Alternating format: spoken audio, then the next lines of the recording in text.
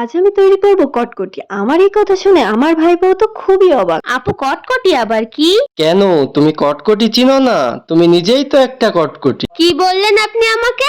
এই তোরা থামবি? ওদের ঝগড়া দেখে আমি চলে এলাম কটকটি বানাতে। আমি এখানে নিয়ে নিয়েছি পরিমাণ মতো আটা। যে কোনো খাবারের স্বাদ ব্যালেন্স করতে থাকছে লবণ। আমি এখানে লবণও দিয়ে দিলাম। ঝাল খাবার মানে ঝাল তো এখানে থাকছে। আর কটকটির আসল স্বাদ পেতে হলে কালো জিরা তো দিতেই হবে। আর যার কথা না বললেই নয় সে হচ্ছে তেল। এই তেল না দিলে কিন্তু কটকটি কটর মটর করবে না। আসলে কটকটিকে কুড়মুড়ে ও মুচমুচে করার জন্য অবশ্যই তেল দিতে হবে। সবকিছুকে একসঙ্গে খুব ভালো করে মিশিয়ে নিতে হবে। এভাবে দলা করে দেখবেন যে এরকম শক্ত হয়ে গেছে, দেখলেই বুঝবেন ময়ন দেওয়া সঠিক হয়েছে। এ পর্যায়ে আমরা রুম টেম্পারেচারে থাকা পানি দিয়ে দিব। আপনার বাসায় কার উপরে রাগ থাকলে আপনি আটা মাখার সময় সব রাগ ঝেড়ে দিবেন। অনেক সুন্দর করে আটাটাকে মেখে নিব। আর অবশ্যই আটাটাকে মাখার আগে আপনারা খাওয়া দাওয়া করে নিবেন, নাহলে কিন্তু শরীরের সব এনার্জি লস হয়ে যাবে। কারণ এই ডোটা কিন্তু অনেক টাইট হবে, কারণ শক্ত একটা ডো তৈরি করে নিতে হবে।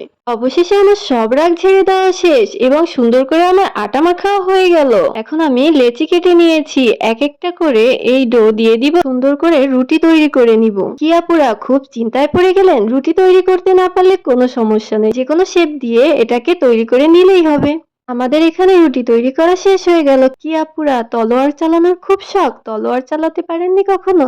কি হয়েছে তাতে? আজকে আপনি ছুরি চালান। এই দেখুন ছুরি দিয়ে কত সুন্দর শেপ দিয়ে কেটে নিয়েছি। এখন একটি পাত্রে সবগুলোকে উঠিয়ে নিব।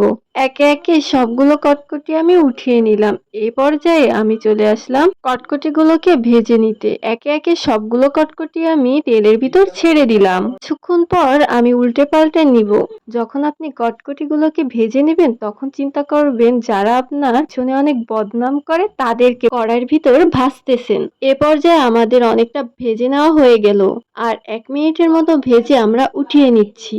দেখেই বুঝতেছেন কত সুন্দর কালার এসেছে। আমাদের এ পর্যায়ে কটকটিগুলো সুন্দরভাবে ভেজে নেওয়া হয়ে গেল। ভাজতে যেটুকু সময় নিল বাসার কারো আর তরই সহ্য হচ্ছে না। সবাই তো কটকটি খাওয়ার জন্য পাগল হয়ে গেছে। দেখতে যেমন লোভনীয় হয়েছিল, খেতেও খুব অসাধারণ।